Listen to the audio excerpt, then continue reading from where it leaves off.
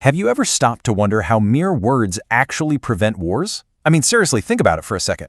We so often picture global security as, massive military deployments, crushing economic sanctions, or these heavily fortified borders. But actually, way before any of those drastic steps are taken, there is a profoundly high-stakes game being played out entirely through language. A single misplaced word, maybe a poorly translated phrase in a tense negotiation or a misunderstood cultural idiom, can literally be the difference between holding together a fragile peace and accidentally sparking a devastating global crisis. Words, really, are the invisible infrastructure of our entire global order. You know that classic diplomatic handshake, right? It's that standard photo op we see on the evening news practically every single night. But behind that seemingly simple, everyday gesture is something exponentially more complex. Massive international shifts, multi-billion-dollar trade pacts, and absolute vital security agreements ultimately boiled down to the exact, meticulously chosen words negotiated by bureaucrats in closed rooms long before those cameras ever start flashing. It's a highly specialized fluency. We're talking about a language where tone, implication, and cultural context carry the staggering weight of entire nations. So today, we are going to unpack exactly how that hidden machinery actually works. Welcome to this explainer. Our goal today is to take all that broad, sometimes dry academic diplomatic theory and translate it into actual, boots-on-the-ground geopolitical practice. And to do that, we're going to use Poland as our central case study. Now, you might be wondering, why Poland? Well, by looking at Poland's real-world foreign policy, a nation whose very survival and borders have been contested time and time again throughout history, we get this beautifully magnified view of these dynamics in action. We can see exactly how the precise language of diplomacy shapes global stability when the stakes literally couldn't be higher. Okay, let's dive right in. Here's our quick roadmap for today. We'll start with the evolution of diplomacy, look at Poland's geopolitical strategy, the energy security dilemma, shaping the eastern neighborhood, responding to modern threats, and finally decoding diplomatic language. Part 1. The Evolution of Diplomacy. From state dinners to bridge building. To really get a grasp on modern diplomacy, we kind of have to completely toss out those old stereotypes. As seasoned diplomat Dr. Mikhail Mlynar pointed out in his TEDx talk, diplomacy isn't just this elitist, exclusive club of aristocrats negotiating treaties over champagne at fancy state dinners anymore. That era is long, long gone. He makes the case that in our highly divided but deeply interconnected world, the true power of diplomacy is about inclusive bridge building. It's about finding common ground on everyday issues across vastly different cultures to solve incredibly complex problems. We're talking about things like negotiating shared water rights during a severe drought or coordinating international relief after a natural disaster. It's practical, essential problem solving for the modern age. Moving on to Part 2, Poland's geopolitical strategy, a frontline case study. Let's ground all this theory in some reality. If you look at a map, geographically, Poland is sitting right at the beating heart of Europe. And as Dr. Agnieszka Bińczyk-Masala's research vividly illustrates, this central location has fundamentally shaped Poland's strategic outlook for centuries. Being wedged right between major Eastern and Western powers creates this immense psychological and strategic pressure. Because they are a historical and absolutely a modern frontline state, their foreign policy simply cannot afford to sit back and be passive. It requires a highly active, sometimes even aggressive role in international relations, with an unwavering focus on national security. So the big takeaway here is how this geographic reality completely dictates their modern actions. Ever since regaining independence back in 1989, Poland's entire posture on the world stage has been meticulously crafted around integrating into Western alliances. They joined NATO in '99 and the EU in 2004, but here's the thing, they didn't just join to sit on the sidelines. Take their defense spending. Hitting that 2% GDP defense spending target is an obligation that a lot of much larger, far wealthier NATO countries consistently miss. Poland not only meets it, they view it as absolutely non-negotiable. Plus, they loudly champion an open-door policy for NATO. And that isn't just a friendly, welcoming gesture. It's a calculated diplomatic strategy.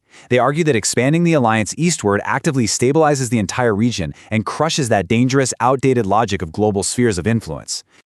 Which brings us to Part 3. The energy security dilemma, mitigating vulnerabilities. Now, what's really fascinating here is that modern diplomacy goes way, way beyond just military alliances. It is heavily economic. For Poland, energy security isn't just about keeping the lights on, it is a top-tier national security priority. Historically, Poland's glaring vulnerability has been an over-reliance on Russian natural gas. To them, pipelines like Yamal and Nord Stream aren't just big metal tubes carrying fuel.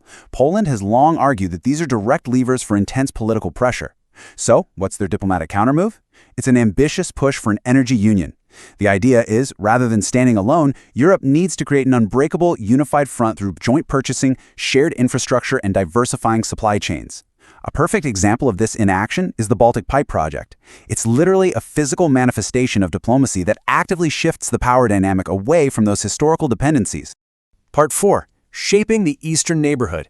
Projecting stability eastward. You see, effective diplomacy is also about managing your neighborhood and projecting stability long before a crisis ever arrives at your doorstep. Poland does this using some very specific, highly targeted bureaucratic instruments to project European norms eastward. For instance, they co-initiated the Eastern Partnership in 2009, and they launched the European Endowment for Democracy in 2013. But what does that actually look like in plain English?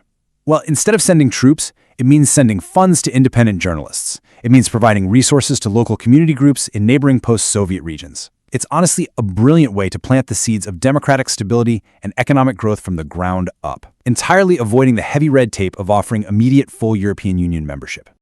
Let's look at Part 5, Responding to Modern Threats, Theory Tested by Reality. If we follow this timeline, we can actually see the dramatic weight of Poland's diplomatic foresight. The gas crises in 2006 and 2009, those weren't just political spats, they resulted in a literal winter freeze for parts of Europe. It was a harsh wake-up call that exposed the exact energy vulnerabilities Poland had been warning everyone about for years. Fast forward to 2014, and the initial conflict in Ukraine finally accelerated Western political consensus, kind of forcing allies to realize that EU energy solidarity really wasn't optional anymore. And then, tragically, with the 2022 full-scale invasion, Poland's long-standing threat assessments were completely vindicated. This stark, terrifying reality drove their immediate push for unprecedented EU sanctions, massive military aid, and, this is key, the proposal of a new EU financing facility for Ukrainian reconstruction. Calling it a Marshall Plan is an absolute masterclass in using historical diplomacy to frame and inspire a modern recovery effort. And finally, Part 6. Decoding Diplomatic Language, the Mechanics of Bureaucracy. Let's put all of this into practice and zoom right back down to the micro level. How are all of these massive geopolitical policies, from energy unions to billions in military aid, actually communicated by everyday bureaucrats? Well, it requires a very specific skill, reading between the lines. Imagine right now that a neighboring country suddenly passes a highly controversial, aggressively anti-democratic law. A foreign official steps up to a podium to address the global press. How on earth do they respond without instantly declaring war, but while still projecting absolute strength? That scenario perfectly highlights the dual nature of diplomatic speech. On one hand, you have the explicit message, the safe, literal, often totally dry words spoken publicly at the press conference. But woven entirely beneath that is the implicit message. Bureaucrats are absolute masters at encoding sharp warnings into the most mundane vocabulary. For example, when a diplomat stands up and expresses deep concern over an action, to the average person it might sound like they're just mildly disappointed. It's kind of the geopolitical equivalent of a parent saying, "I'm not mad, I'm just disappointed." But in diplomatic code, no way. That specific phrase is a devastating, severe rebuke. It is a blinking red light carrying profound geopolitical weight, signaling that trade embargoes or even severed relations might be coming next.